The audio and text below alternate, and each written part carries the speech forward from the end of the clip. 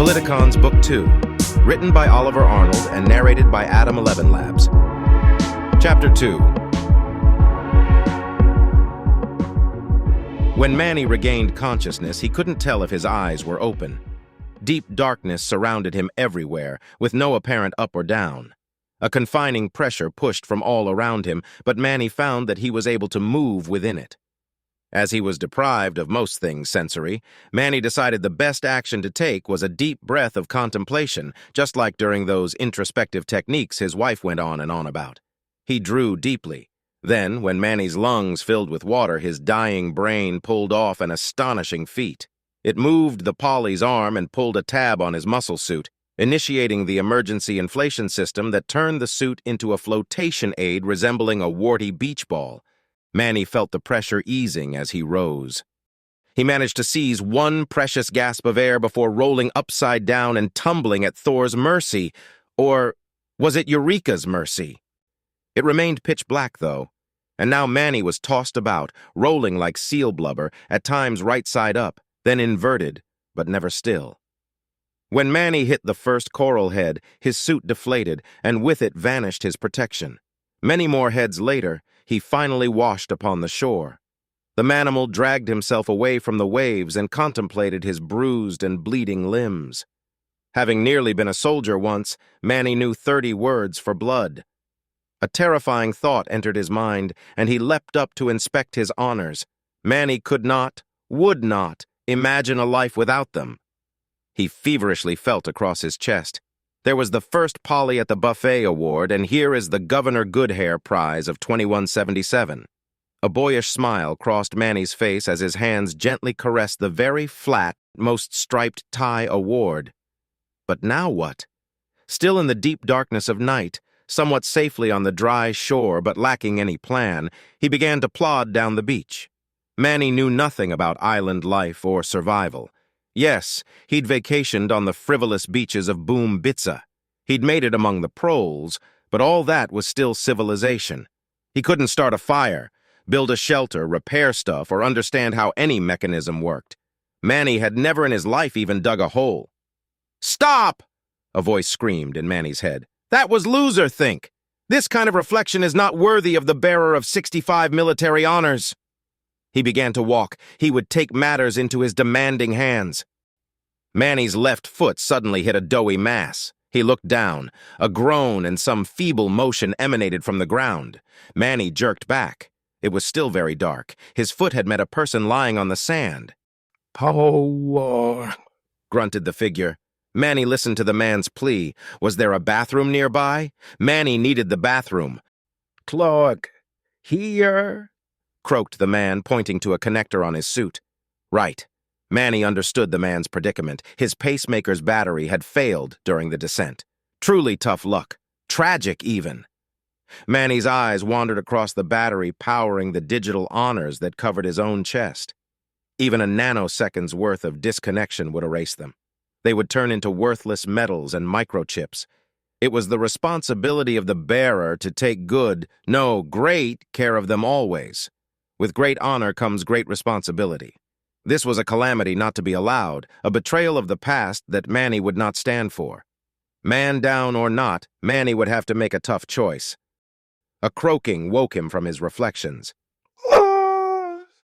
The man had gone into cardiac arrest. Time was of the essence. Manney wanted to help, but he could only sacrifice so much. Surely the dyer understood. "I'm going to find you a power source," Manney said very loudly to get through to the expiring person's muddled mind. His eyes combed the beach. There was no battery anywhere, only trees and sand. Someone not Manney would have thought to search the beach for washed-up trash. It wasn't unthinkable to find a sailor's lost flashlight, or perhaps a bit of machinery that had gone overboard. "Sorry, no batteries are available," Manney informed the dying man. "Can you hold out for a bit longer?" The man's face was terribly contorted. "There's no need to play drama queen," Manney said, shaking his head. He sighed. Or was it drama king in this case? He walked off, pondering the semantics until unremembering the man. The sun finally emerged, and the day's heat rose. Manney left the beach and entered the jungle's tangle. The dense brush was more than he'd bargained for. If only I had bargained for this, Manney thought. Would have been a much better deal. With every step, his feet sank into anthills or spider burrows and anthills. Every arm's move either scratched or poked or stung or bit. There were the thorn bushes and the poison ivy. Even rocks were out to get him with their sharp edges or slippery contours. All of this nature, everything, wants to destroy me, Manney thought. It's about 10 in the morning. Normally, this was the time for his manicure. His team of hairdressers would raise and backcomb his flat coiffure to the tangled mess that had become his brand of madness. After, he'd receive a medal or unveil a monument. Manney wondered what kind of fish lived around the island. Life without fugu liver had become inconceivable. A chilling animal call blasted Manney from his contemplation. A prowling predator? Do they howl in warning? His old man would have known. Weaponless, Manney crouched into a thorn bush, hoping that the spikes weren't poisoned and that the beast wasn't hungry enough to get scraped.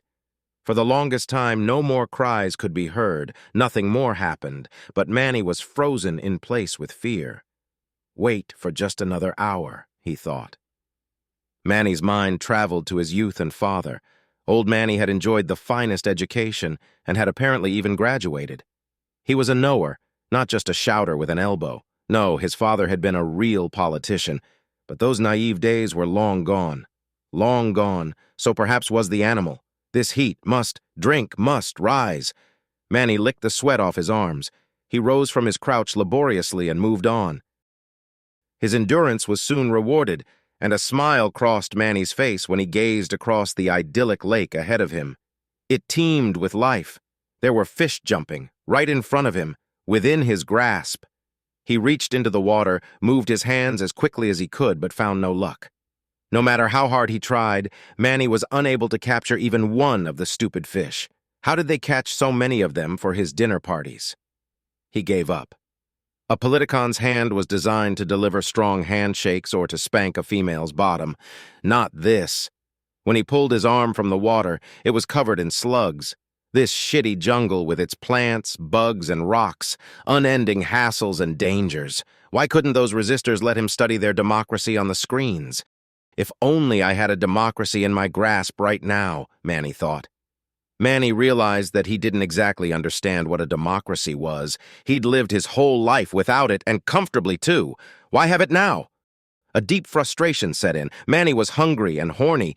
He kicked a palm tree. A coconut dropped. Manney stared at the fibrous, one-seated droop for a moment.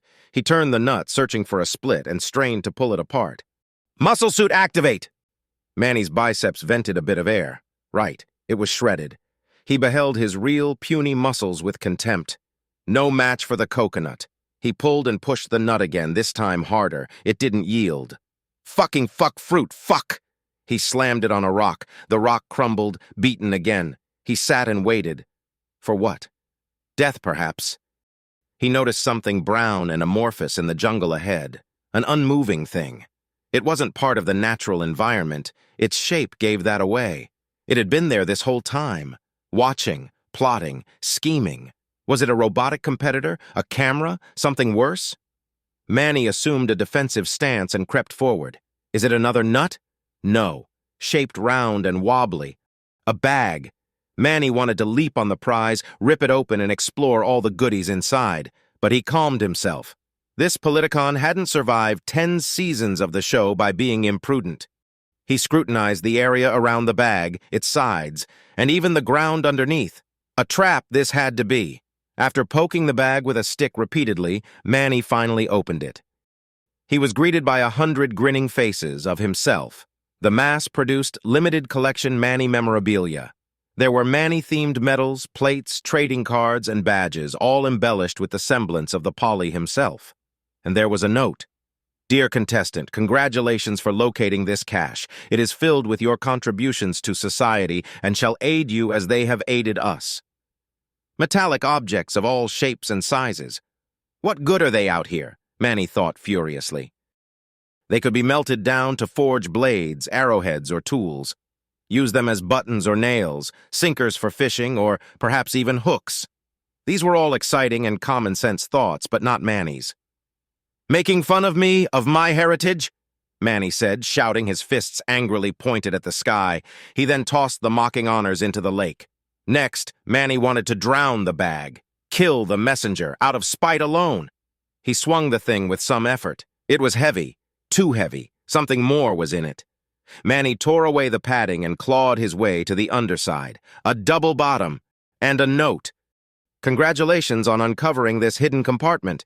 You're using your wits and creativity for survival, a vital first step for your return to civilization. Please eliminate other contestants in self-defense only. Manney fingered around the bag's inside. His eyes popped open. He could not believe what he felt. His mouth broadened into a grin as he slowly removed his hand from the bag, holding a finely nickeled handgun. But there was more. Binoculars and a fire starter.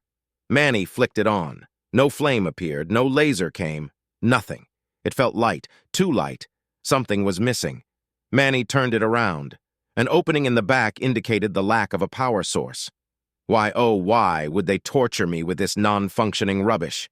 He sank to his knees. His honors jingled. Suddenly he froze and his mouth went dry. His glance descended. Manney understood what was expected of him. No, not this way. Never. He would not give in. But his stomach ached, so hungry he was, and his thin, weak arms were cold and covered in mosquito bites. His tongue had swollen with thirst. A fire could fix these ills. But no, Manney would not give in. He began licking leaves. The bugs and poison ivy would not stop him. A drizzle started. Manney shivered. He knew there was only one way. Yes, he knew. Then, with his last energy reserves, Manney removed his jacket and then opened the cable flap. Under it was the cell that powered his attached medals and honors. Manney's hand caressed his loved ones for a last time, kissed them, and then laid them flat and comfortably on the ground. They would be going to sleep.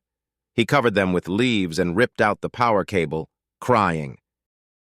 There went the "You Are Hearing Me Talk" award of 2145, and here went the cherished, finest suppressor of freedom medal. Treasures that had been passed down through generations were now going blank. No! Not the big round one! In a last change of mind, Manney fought to limit the outflow of power by pinching the cable, with no luck. Later, Manney sat by a fire. He was drier. He had burned off the leeches, and the mosquitoes now left him alone. There was temporary comfort, a slither of hope, yet he had betrayed everything the Manney family stood for. He was a broken, empty, hollow man. Manney contemplated the pistol, the gun. It shone like, yes, a beacon, a marker of hope, of power, of solace, of justice, of escape. Manney picked it up. It felt good in his hand. He cocked it and aimed here and there. Manney's eyes ran over his shabby surroundings, his messed-up clothes, his lost awards, and the stupid coconut. It began to rain. He calmed. Then suddenly Manney reversed the pistol and pointed it straight into his mouth. Fuck it! He pulled the trigger. Click! It wasn't loaded. A quick search turned up a single cartridge. It had fallen from the bag. Manney stared at the opportunity, chambered it, paused, pondered, and then aimed at the coconut and fired. It blew open. "You take that, you shit!" Bam! Suddenly, a sonorous voice thundered from everywhere. "Jack free!"